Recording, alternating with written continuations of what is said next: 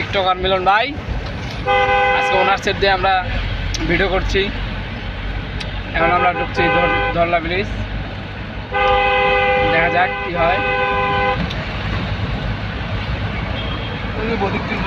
অনেক পানি, ঈদের মৌসুম, সবাই সুন্দরভাবে ঘুরতে পারবে আশা করা যায়। রাতে যদি বৃষ্টি হয়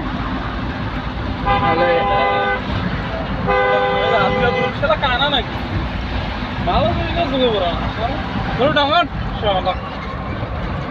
তুমি কি দেখেছো? উঠেনি? তুমি কি দেখেছো বাবু? জীবনের পরাজয় সব তোলা হয়ে গেছে। দেখ